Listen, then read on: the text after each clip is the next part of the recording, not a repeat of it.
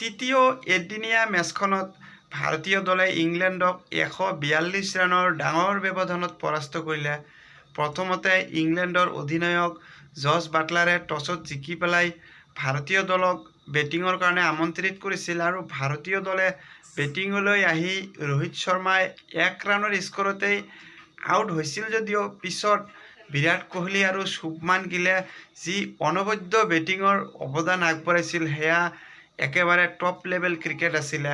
বিৰাট কোহলিয়ে ফৰ্মলৈ অহাৰ অপেক্ষাত আছিল ফেন্সসকলে আৰু অৱশেষত অৰ্ধশতকীয় ইনিংছৰ উপহাৰ দিলে কোহলিয়ে 52 ৰান কৰি চেম্পিয়ন্ছ ট্ৰফিৰ পূৰ্বে ইংগিত দিলে আৰু শুভমান গিলে যি দৰ্শনীয় শতকীয় ইনিংছ উপহাৰ দিলে চেম্পিয়ন্ছ ট্ৰফিৰ পূৰ্বে। ইয়াৰ পৰাই ভাৰতীয় দলৰ টপ অৰ্ডাৰ সকলো কেইগৰাকী খেলুৱৈয়ে ফৰ্মলৈ উভতি আহিলে আৰু শুভমান গিলে 112 ৰানৰ যি অনবদ্য শতকীয় ইনিংছ উপহাৰ দিলে।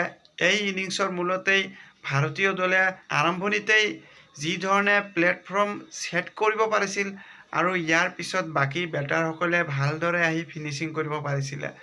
শুভমান গিলক যদি দেখা যায় কনচিষ্টেঞ্চি নিজৰ পাৰফৰ্মেঞ্চ আগুৱাই লৈ গৈ আছে, যাৰ কাৰণে মেনেজমেণ্টে সহ অধিনায়কৰ দায়িত্ব অৰ্পণ কৰিছে আৰু সেই সহ অধিনায়কৰ দায়িত্ব পোৱাৰ পিছত শুভমান গিলৰ প্ৰদৰ্শন যেন আৰু অধিক দ্বিগুণ হৈ গৈ আছে আৰু কেৰিয়াৰৰ 7ম এদিনীয়া শতক অৰ্জন কৰিবলৈ সক্ষম হ'লে শুভমান গিলে আজি।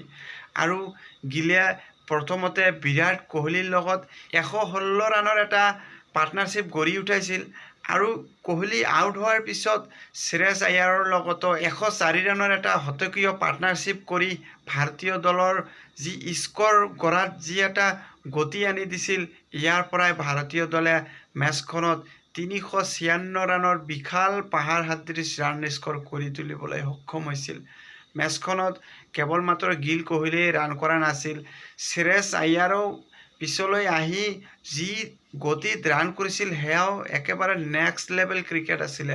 শ্ৰেয়স আয়াৰে মেচখনত 64টা বলৰ সন্মুখীন কৰি 78 ৰানৰ যি এটা তুফানী ইনিংছৰ উপহাৰ দিছিল, ইয়াৰ মূলতে ভাৰতীয় দলে যি ৰান স্কৰ কৰাত এক্সিলেটৰ বঢ়াব লাগে, আয়াৰৰ এই ইনিংছত সম্পূৰ্ণৰূপে সহায় কৰিছিল ভাৰতীয় দলৰ এক্সিলেটৰ বঢ়োৱাত।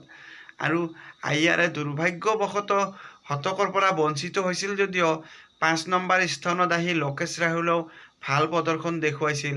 দুৰ্ভাগ্যবশতঃ য়াৰ্কাৰ বল মিছিং কৰিছিল কাৰণে LBW আউট হৈছিল আৰু আউট হোৱাৰ পূৰ্বেও লোকেশ ৰাহুলেও ফৰ্মলৈ অহাৰ ইংগিত দি উভতি গৈছে পেভিলিয়নলৈ আৰু 40 ৰানৰ এটা অনবদ্য ইনিংছ উপহাৰ দিছিল লোকেশ ৰাহুলে আৰু কেৱল মাত্ৰ 29টা বলৰ সন্মুখীন কৰি এই 40 ৰানৰ ইনিংছ উপহাৰ দিছিল লোকেশ ৰাহুলে। চাব গ'লে ভাৰতীয় দলৰ বেটাৰসকলে ভাল প্ৰদৰ্শন কৰি সকলো খেলুৱৈসকলে ফৰ্মলৈ উভতি আহিলে।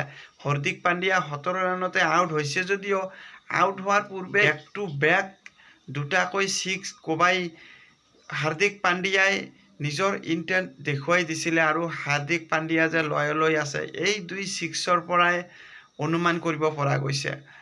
চাব গ'লে ভাৰতীয় দলে মেচখনত যি এক্সপেৰিমেণ্ট কৰিছিল সেই এক্সপেৰিমেণ্ট সকলোবোৰ দিশতে কামত দিছিলে, এজ এ বলাৰেই হওক বা এজ এ বেটাৰেই হওক। আৰু বলিঙত যদি দেখা যায় ভাৰতীয় দলে বলিঙত আহিও ভাল বলিং কৰিছিল আৰু ইংলেণ্ডক যি 357 ৰানৰ লক্ষ্য বান্ধি দিছিল, এই 357 ৰানৰ লক্ষ্য আগত লৈ ইংলেণ্ড দলে ভাল আৰম্ভণি কৰিছিল আৰু প্ৰথম 2খন মেচত অপেনাৰসকলে যি ধৰণে ভাল আৰম্ভণি দিছিল, আজিও ঠিক তেনেদৰেই তুফানী আৰম্ভণি কৰাৰ পিছতো পিছলৈ ভাৰতীয় বলাৰসকলে যি ধৰণে কামবেক কৰিছিল সেয়াও যেন একেবাৰে টপ লেভেল আছিলে।